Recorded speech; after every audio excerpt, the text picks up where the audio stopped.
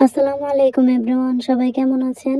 Sana's kitchen and blog channel থেকে আমি আয়শা সিদ্দিকা নতুন একটা ব্লগ ভিডিও দেখার জন্য সবাইকে আমন্ত্রণ জানাচ্ছি।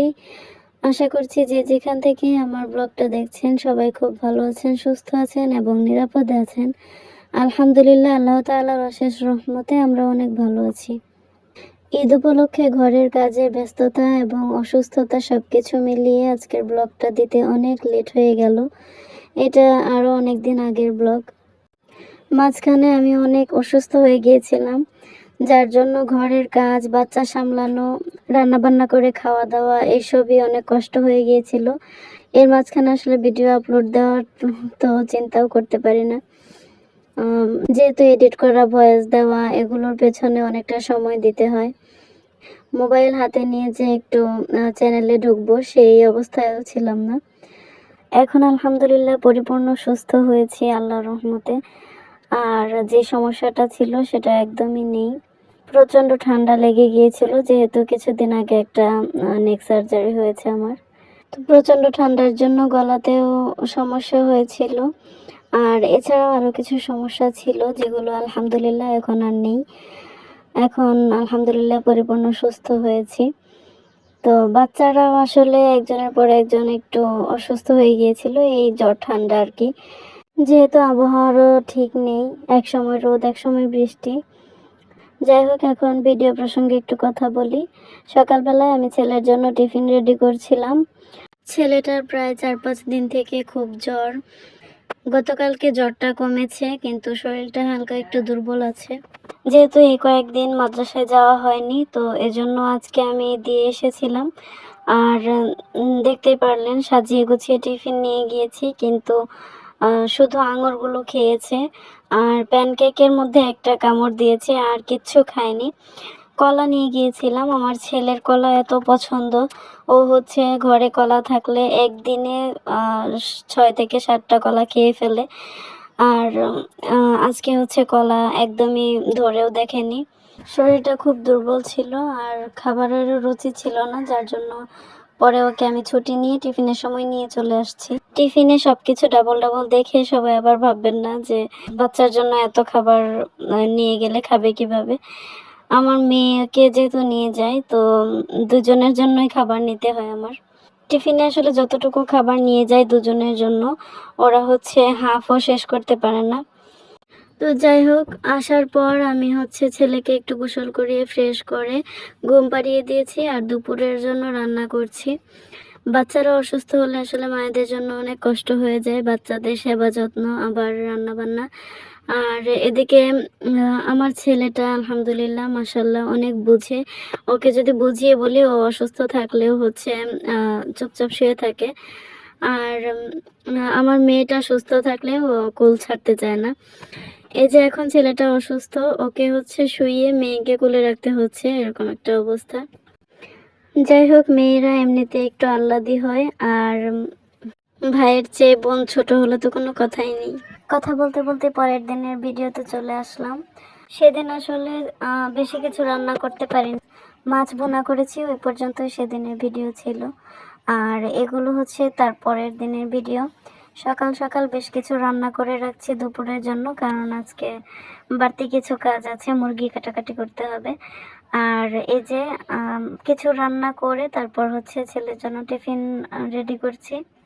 আজকে ডিম পাউরুটি করে নিচ্ছি। আর আমি হচ্ছে সকালবেলায় কাঁকরোল ভাজি, পটল ভাজি, তারপর হচ্ছে ঢেঁড়স ভর্তার জন্য ঢেঁড়স সিদ্ধ করে রেখেছি। আর ভাতের সাথে আমি করলা সিদ্ধ দিয়েছি। করলা হালকা পেকে গেলে আমি সেটা হচ্ছে ভাতের উপরে ভাপে দিয়ে ভর্তা করে ফেলি, ওটা আমার কাছে খেতে অনেক ভালো লাগে। এই তো ছেলেকে টিফিন খাইয়ে রেখে এসে মোটামুটি সব কিছু গুছিয়ে নিয়েছি। আর এখন হচ্ছে মুরগি কাটবো। সরি, সকালে আমি কিছুই খাইনি, এখন প্রায় 11:30-12টার মতন বাজে। কাজ করতে করতে প্রচণ্ড ক্ষুধা লেগে গেছে, এখন হচ্ছে ভাত খেয়ে নিব আমি। আর ক্ষুধার সময় আমার ভাত ছাড়া অন্য কিছুতে হচ্ছে শান্তি লাগে না। এমনিতে যদি সকালে নাস্তা করতাম তাহলে রুটি অথবা ওই যে একটু আগে ডিম পাউরুটি বানিয়েছি ওটা খেলেই হয়ে যেত। কিন্তু এখন যেহেতু প্রচণ্ড ক্ষুধা লেগে গেছে, এখন ভাত ছাড়া অন্য কিছুই চলবে না। তো যাই হোক, গরম গরম ভাতের সাথে পটল ভাজি, কাঁকরোল ভাজি, তারপর হচ্ছে ঢেঁড়স ভর্তা, করলা ভর্তা, সবকিছু দিয়ে খুব মজা করে খেয়ে নিলাম। খাবার খেয়ে তারপর হচ্ছে এখন মুরগি কাটতে বসছি। গতকাল রাতে আমার হাজব্যান্ড মুরগি নিয়ে এসেছিলেন, রাতের বেলায় আর কাটা হয়নি, ফ্রিজে উঠিয়ে রেখেছিলাম। আর এখন হচ্ছে বের করে নিয়েছি কাটার জন্য। এখানে 4টা কক মুরগি ছিল আর হচ্ছে 2টা ব্রয়লার ছিল। আজকের কক মুরগিগুলোর গায়ে কেমন যেন একটু সবুজ সবুজ দাগ লেগে আছে, বুঝতে পারছি না এটা কি। শুধুমাত্র একটা ফ্রেশ, আর বাকি 3টাতেই ছিল এই দাগটা। প্রথমে ভেবেছিলাম যে হয়তো ভেতর থেকে পিত গলে গেছে আর ওটাই ছড়িয়ে গেছে, কিন্তু কাটার পরে দেখলাম যে না, ওটা গলেনি। আর এটা আসলে কিসের দাগ সেটাও বুঝতে পারছি না। তো যাই হোক, কিছু করার নেই। তো এই তো সবগুলো হচ্ছে ভিজিয়ে রেখেছিলাম, একসাথে ছেড়ে গেছে, এখন কেটে নিব। ভিডিওর এই পর্যায়ে এসে সবাইকে একটা রিকোয়েস্ট করছি, আমার আজকের এই ব্লগটা যদি আপনাদের কাছে ভালো লেগে থাকে তাহলে প্লিজ একটা লাইক দিয়ে কন্টিনিউ করুন, আর কমেন্টের মাধ্যমে অবশ্যই আপনার মতামত জানাতে পারেন। যারা আজকে প্রথম আমার ব্লগ দেখছেন তাদেরকে বলছি, যদি এই ধরনের ভিডিও আরও দেখতে চান তাহলে আমার চ্যানেলটিকে চাইলে সাবস্ক্রাইব করে রাখতে পারেন। সাবস্ক্রাইব করে পাশে থাকা বেল বাটনে ক্লিক করে অল অপশনটি সিলেক্ট করে রাখবেন, তাহলে আমি ভিডিও ছাড়ার সাথে সাথে আপনার কাছে নোটিফিকেশন পৌঁছে যাবে। আর এখনো পর্যন্ত যে সকল আপুরা আমাকে সাপোর্ট করে যাচ্ছেন, আমার চ্যানেলটিকে সাবস্ক্রাইব করেছেন এবং প্রতিনিয়ত আমার ভিডিওগুলো দেখছেন, তাদেরকে মন থেকে জানাই অসংখ্য ধন্যবাদ। বেশ কয়েকজন আপু আমার প্রত্যেকটা ভিডিওতে খুব সুন্দর সুন্দর কমেন্ট করেন, তাদের প্রতি আমার মন থেকে অনেক অনেক ভালোবাসা।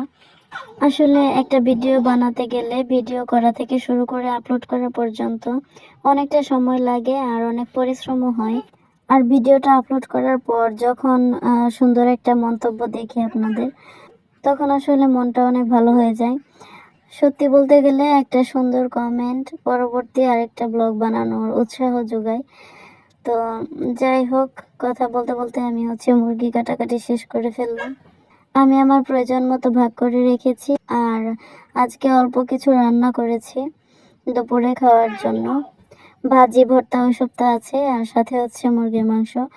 গত বছর কোরবানির ঈদ আমরা এখানে করেছিলাম, বাড়িতে যাওয়া হয়নি। তারপর এবছর রমজানের ঈদও এখানেই করেছি। এবারও আসলে বাড়িতে যাওয়া হচ্ছে না কোরবানির ঈদে। তো আগে থেকেই বুঝতে পারছিলাম যে আমার হাজব্যান্ড যেতে পারবেন না, উনি অনেক ব্যস্ত এখন। তো ব্যস্ততার কারণে আসলে ঈদের আগে পরে মিলিয়ে যাওয়া হচ্ছে না।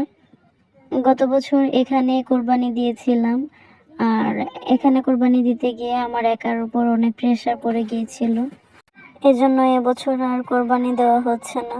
ইনশাল্লাহ আগামী বছর আগে থেকে বাড়িতে চলে যাব, তখন দিব।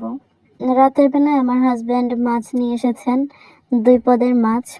যেহেতু সামনে কোরবানির ঈদ আসছে, তো ঈদের পরে দেখা যাবে হয়তো ভালো মাছ পাওয়া যাবে না, নয়তো মাছের দাম অনেক বাড়িয়ে দিবে, যার জন্য এখনই বেশি করে মাছ নিয়ে আসা হলো। কোরবানি ঈদের অগ্রিম শুভেচ্ছা জানিয়ে আজকের মতো ভিডিওটা এখানেই শেষ করছি। আল্লাহ হাফেজ, আসসালামু আলাইকুম।